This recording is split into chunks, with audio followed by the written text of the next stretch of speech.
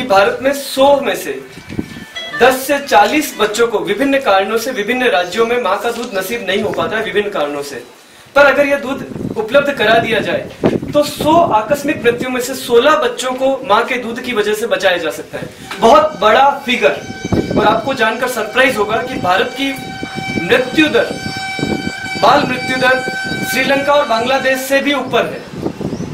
हम इतने भी बच्चों को सेव नहीं कर पा रहे हैं जितने बच्चे श्रीलंका और बांग्लादेश में सेव हो रहे हैं। इसीलिए भारत सरकार ने जननी शिशु सुरक्षा योजना प्रारंभ करी, जो 29 दिन तक के बच्चों को NICU में सारी सुविधाएं माता को और बच्चे को दी जा रही है। वो इसी उद्देश्य से थे कि विश्व स्तर पर जो शिशु मृत्यु दर भारत की कम हो चुकी है उसे पुनः अप किया जा सके, बच्चों को अधिकतम बचाया जा सके। और ये साइंटिफिक रूप से प्रूव है कि मदर मिल्क से इन बच्चों को 100% बचाया जा सकता है। अभी तक NICU में आपको जानकर सरप्राइज होगा कि फॉर्मूला मिल्क डॉक्टर के द्वारा दिया जाता है। जो NICU न्यूनेटिकल इंसेंटिव केयर यूनिट में जो बच्चों को दूध पिलाया जाता है वो फॉर्मूला मिल्क पिलाया जाता है। अगर आप किसी भी डॉक्टर से कहेंगे तो वो तुरंत स्वीकार करेगा कि यस, फार्मूला मिल्क पिलाने से ये बच्चों को नुकसान होता है। तो भविष्य में हमारे यहाँ पर जो भी माताओं का दूध एकत्रित होगा, जो मैं भी आपको पूरा बताऊंगा, वो सबसे पहले प्राथमिकता से NICU के बच्चों को उपलब्ध कराया जाएगा और उसके बाद बचा हुआ दूध अपने बच्चों को उपलब्ध कराया जाएगा। क्योंकि फार्मूला दूध के जितने नुकसान प्रारंभ में है इन्फेक्शन के, उतने एक उम्र के बाद भी, क्योंकि उसके बाद में अस्थमा से लेकर एलर्जी की कई बीमारियों को हम रोक नहीं पाते, क्योंकि माँ का दूध नहीं मिलता है, रोग प्रतिरोधक क्षमता हमें मिल नहीं पाती है। और दी ग्रेट राज्य सरकार को मैं धन्यवाद दूंगा कि जनाना चिकित्सालय में हमें महत्वपूर्ण स्थान बिल्कुल निःशुल्क उपलब्ध कराया है। राज्य सरकार ने हमसे कोई भी चार्ज नहीं लिया है। हम वहां पर बहुत ही जल्दी मदर मिल्क बैंक की स्थापना प्रारंभ करने वाले हैं। वहां पर कंस्ट्रक्शन ईश्वर ने चाहा तो विद इन फ्यू डेज चालू होने वाला है। वहां पर जो हम कंस्ट्रक्शन कर रहे हैं वो अंतर्राष्ट्रीय स्तर पर होगा और वहां पर जो हम इंफ्रास्ट्रक्चर डेवलप करेंगे वह भी अंतर्राष्ट्रीय स्तर का होगा।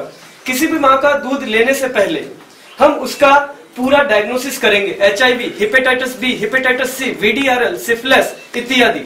अगर वो उपयुक्त पाई जाती है तो ही उसके बाद उस दूध को यूज किया जाएगा, अन्यथा नहीं। इस माँ भगवती विकास संस्थान द्वारा राजस्थान का पहला Divya mother milk bank Udaipur में प्रारंभ किया जा रहा है। भारत में जो शिशु की मृत्यु दर है उसको देखते हुए इसकी बहुत ज़्यादा आवश्यकता है कि मातृ दूध को, स्तनपान को बढ़ावा दिया जाए। इसी उद्देश्य को ध्यान में रखते हुए माँ भगवती विकास संस्थान द्वारा दिव्य मदर मिल्क बैंक की स्थापना की जा रही है।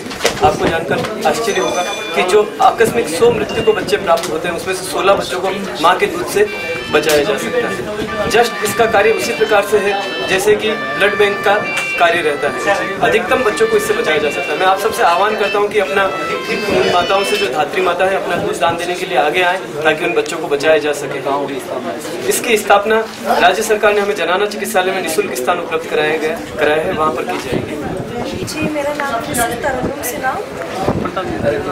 महिलाओं की जागरूकता के लिए सबसे पहले तो मुझे लगता है मीडिया का सहयोग ही सबसे ज़्यादा ज़रूरी है, क्योंकि ब्लड बैंक की स्थापना के लिए भी जैसे बहुत टाइम लगा है, इसलिए ज़रूरी है कि आप लोग इस तरीके का पॉजिटिव अवेयरनेस क्रिएट करें ताकि महिलाएं डोनेट करने के लिए आगे आएँ।